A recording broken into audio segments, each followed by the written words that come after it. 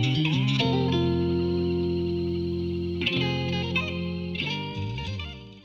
estamos estudiando el día de hoy el peritaje en la disciplina fiscal contable. Entonces, en el bloque anterior habíamos comentado que íbamos a hacer o íbamos a revisar un artículo del Código Penal, porque pues consideramos que es importante que conozcamos nosotros esta disciplina, puesto que tiene mucha relación con el trabajo que estamos que estamos desarrollando actualmente. Entonces, veíamos que este artículo 272 del Código Nacional de Procedimientos Penales nos establecía que los peritajes durante la investigación del Ministerio Público o la policía con conocimiento de este podrá disponer de la práctica de los peritajes que sean necesarios para la investigación del hecho. Entonces, una observación muy importante de este artículo 272 también dice que el dictamen escrito no exime al perito de deber de concurrir a declarar en la audiencia de juicio. En algunas ocasiones, nos ha tocado pocas veces, de que nos llaman como peritos para disipar algunas dudas por parte del juez o por parte de la parte contraria o por parte de la persona que nos esté dando ese trabajo. Aquí lo que es también interesante comentar en cuanto a este artículo es que es sin duda una pieza clave y herramienta para el Ministerio Público en la investigación para establecer si un hecho es o no delictivo, es la práctica de los peritajes que permiten obtener información sobre características o cualidades de objetos considerados medios de prueba. Medios de prueba se les conoce cuando en la parte de la investigación se aportan estos medios de prueba y hasta que existe una depuración por parte del juez y por parte de las partes dentro del juicio, pues ya lo aceptan como una prueba y no hay rechazo de tal. Entonces, considerándolos como medios de pruebas que no pueden ser apreciados a simple vista por el común de las personas y mucho menos saber qué significa, por lo cual deben de ser analizadas y descritas con apoyo del conocimiento técnico científico que distingue a los peritos en la materia de que se trate. Un dictamen pericial debe contener en términos generales los siguientes datos. Aquí vamos a analizar la información que debe de contener, pues para tener una idea, también tener una muy buena idea cuando realicemos este trabajo. Seguimos con este artículo 272 del Código Nacional de Procedimientos Penales. Contenido que son los datos referidos a la persona, cosas o hechos que tengan que ser examinados. Las consideraciones, el sistema técnico o científico utilizado y el porqué de ello, su justificación, por qué se usa ese y no algún otro. Las conclusiones, respuestas a las preguntas sometidas a la consideración de los peritos, razones que explican el por qué concluye el perito como lo hace y no de otra manera en otros términos. La exposición del elemento lógico de vinculación entre el resultado obtenido y el proceso de las operaciones realizadas. Entonces, pues muy interesante que ya tenemos idea de cómo vamos a realizar en forma general este trabajo, pero pues recuerden, va a haber algunas particularidades de acuerdo con lo que nos encontremos. A lo mejor nos encontramos algunas pruebas alteradas. Déjenme comentarles que aquí lo que era importante en el caso de las empresas particulares es contar con los manuales de descripciones de puestos para cada una de las posiciones y que estos deberían de haber sido entregados a los trabajadores a manera de que supieran cuáles eran las obligaciones dentro de la empresa, qué es lo que tendrían que desarrollar, porque en algunas ocasiones sucede que el trabajador decía, pues ¿cómo voy a cometer un delito en esta área si a mí no me tocaba llevar a cabo determinada función? Entonces ya con eso se salían de la responsabilidad. Entonces hay que tener mucho cuidado con este tipo de situaciones. Digo, sobre todo muy entendible en empresas medianas y en empresas grandes, en empresas pequeñas, A veces es muy difícil hacer ese tipo de trabajo porque pues no hay suficiente dinero, las utilidades no son tan buenas como para poder contratar especialistas en que hagan estos tipos de trabajo y bueno, lo hacen de una manera más rudimentaria, pero sí de cualquier forma buscar alguna herramienta para hacer del conocimiento de la gente cuáles son sus funciones y pues a lo mejor un escrito ahí medio, este, pues no tan formal, pero que te lo firmen de recibido, ¿no? Siguiendo con este artículo 272, tenemos que lo más relevante al solicitar un peritaje es tener en claro que a qué especialista se le debe de pedir y las preguntas que se desea que responda en torno al instrumento de prueba que se someterá a su escrutinio. ¿Por qué es necesario solicitar un examen pericial con base en preguntas claras y previamente formuladas? Bueno, esto lo establece la ley y los abogados que te están designando como perito te van a hacer una, una relación de algunas preguntas, las cuales debes contestar en tu peritaje, en tu informe y entregarlas pues, con la fundamentación, con las pruebas, con la descripción de lo que revisaste, dónde encontraste la información, etcétera, etcétera. La respuesta básica es que quien sabe qué evidencia necesita para darle credibilidad a la teoría del caso en torno al delito investigado es precisamente quien la elaboró, esto es, el abogado litigante.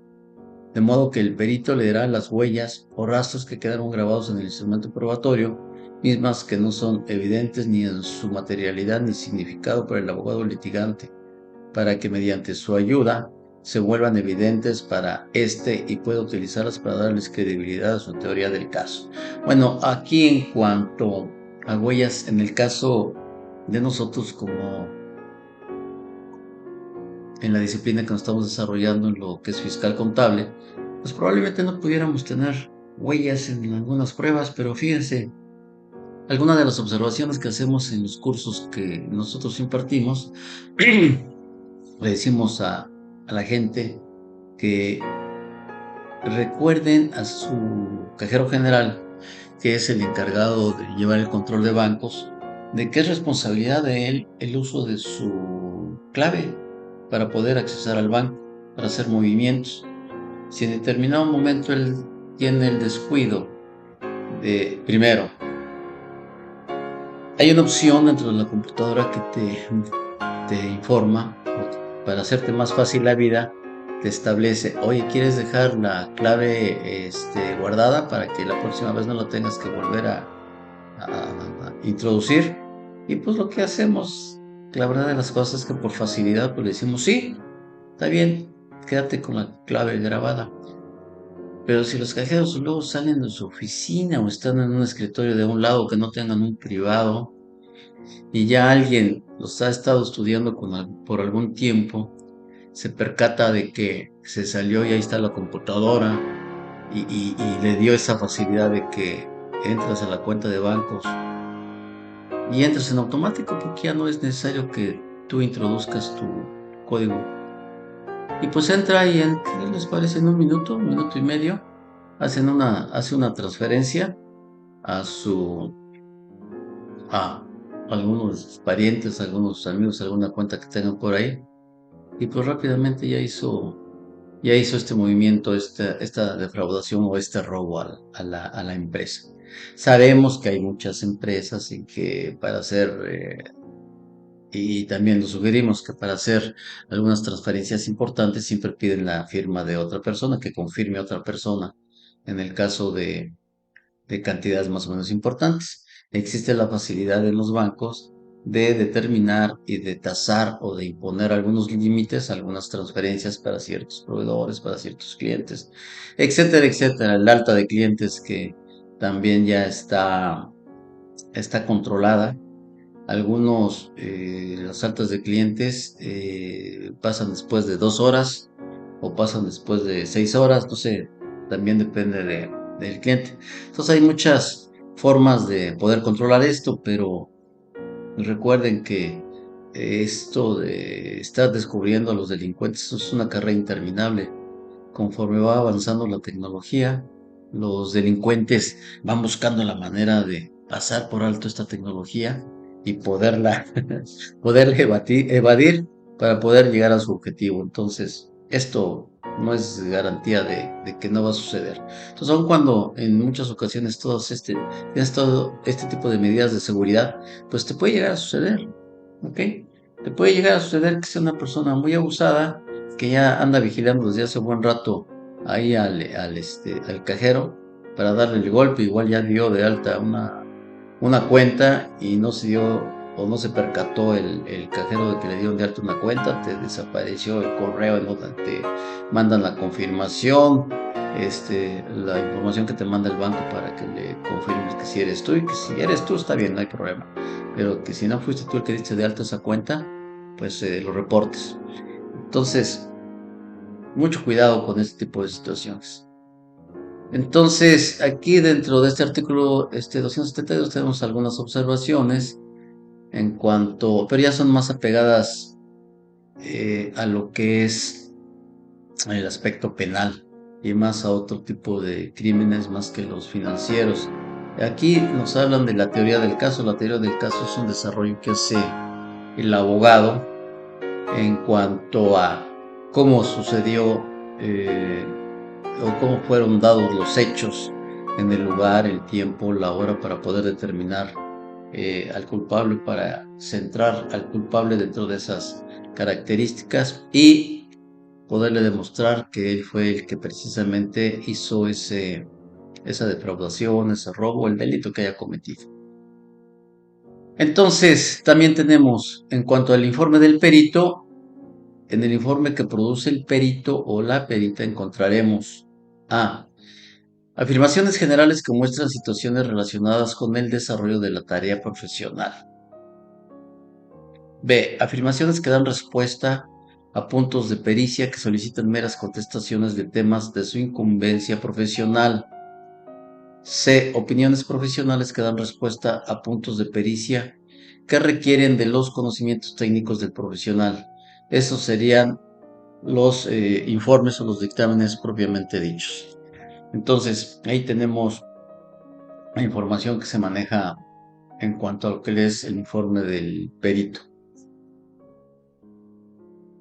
He querido hacer una diferenciación en cuanto a lo que conocemos como auditoría forense y lo que es un peritaje, precisamente para establecer alguna diferencia porque pues algunos contadores se confundían un tanto con estas dos disciplinas. Una auditoría forense encara su labor tratando de localizar posibles focos de debilidad en la organización que pueden ser utilizados por algunas personas para cometer ilícitos contra la propia empresa o contra terceros. Bueno, nos habla aquí de auditoría forense, pero en cuanto a prevención de los delitos. Pero déjenme decirles que la auditoría forense, en lo que a mí respecta, en mi opinión profesional y personal y la experiencia, pues aplicamos la auditoría forense precisamente para allegarnos de todas las pruebas de cómo se cometió un ilícito, dónde se aprovechó el trabajador de la empresa de la debilidad del sistema de control interno, si hizo alguna falsificación de documentos, si no hizo falsificación de documentos, que de acuerdo con las políticas de las empresas, los manuales de procedimientos de operación, estaban establecidas cómo debería de realizar ese tipo de operaciones y sobre todo de que también el trabajador está consciente y se le hizo saber a lo mejor en algunas reuniones, en algunas capacitaciones, en alguna entrega de su descripción de puestos, que las funciones que debería de hacer y también se le entregó un manual de ética en donde se le decía que se debería de comportar con la ética dentro de la empresa y que las acciones contrarias a este tipo de situaciones, pues van a ser contrarias a lo establecido por la empresa y pudieran incurrir en algún delito. Entonces, este tipo de situaciones es muy importante. Aquí déjenme comentarles que en alguna ocasión, en alguna empresa que estuvimos trabajando, el propietario de este negocio de un hotel quería que la contralora se prestara a decir mentiras para que le quitaran ya la operación. Se hacen los contratos de operación de algún nombre de internacional de hoteles, de ser Holiday Inn, Camino Real, etcétera, etcétera, para que operen el hotel y lo que pagan estas operadoras de hoteles pagan un porcentaje sobre los ingresos, sobre las utilidades. Y pues ya al dueño ya no le convenía porque vio que era muy buen negocio, estaban dejando muy buenos ingresos y bueno, pues la codicia le empezó a mermar la mente. Y pues acusó a la contadora falsamente de una serie de delitos que había cometido en cuanto a autorización de compras y pues ya casi la tenía en la cárcel porque fíjense que cuando la gente se centra en hacerle mal a una determinada persona, pues lo hace con mucha sagacidad. Entonces, esta contralora ya estaba a punto de ir a la cárcel y de perder sus bienes, ¿eh? Porque ya la habían acusado porque su abogado que le estaba defendiendo se vendió con esta persona o la compró el dueño, le han de haber hecho alguna buena oferta. Entonces llegué un día de visita con ella después de muchos años de no verla. Pasamos a visitarla, platicamos con ella, nos platicó cómo estaba el asunto y la verdad yo lo vi y dije, ay caray, sí que ya está muy grave y lo que estoy viendo es que tu abogado no te está defendiendo bien y demás. Y déjenme comentarles, esta defensa se pudo hacer muy fácilmente para esta persona única y exclusivamente con los manuales. En los manuales se establecía que para efectuar alguna compra, pues te firmaba la persona que estaba solicitando la mercancía que necesitaba. Había un jefe de departamento que autorizaba, en este caso la contralora, y llevaba la firma del gerente general. O sea, había tres responsables y de los tres responsables, solamente la única que estaba pagando los platos rotos, eh, la, eh, el error era la contralora. Entonces, en el momento que se metieron estas pruebas, que se presentaron estos manuales de operación dentro del juzgado, que lo hizo el abogado, y se argumentó todo esto, y indubitablemente también tenemos que los cheques en estas empresas grandes se firmaban por dos personas, ¿no? Que ahora son las transferencias, que una requiere la clave del cajero y la otra, pues, la confirmación pudiera ser la del contralor o del contador. Entonces, al comprobarse todo eso, pues ya pudo salvar todos sus bienes, ya había perdido todo el patrimonio de su vida, ya la casa que estaba a punto de embargársela, ya les había dado esa, este, ya les había dado esa razón el juez a esas personas. Entonces, afortunadamente, con ese tipo de situaciones, cuando lo conoces, pues puedes defender estas situaciones y ya afortunadamente no perdió nada. Pero aquí es lo interesante. Entonces, en la auditoría forense, pues te vas a comprobar con todos los elementos de prueba que tienes dentro de la empresa, si es culpable o no es culpable tu cliente en determinado momento. Entonces, es un tema ahí para reflexionar. Y tenemos también, en cuanto a las auditorías, el due diligence intenta determinar la razonabilidad de los comprobantes reflejados en la información contable de una empresa y los posibles riesgos asociados. Habitualmente esto último se realiza como parte de un proceso de conocimiento del ente en pos de realizar una transacción de la propiedad del mismo. Si es cuando quieres comprar una negociación, vas a revisar que esté correctamente bien esta empresa en todos los aspectos, en el fiscal, en el contable, en el legal, en todos.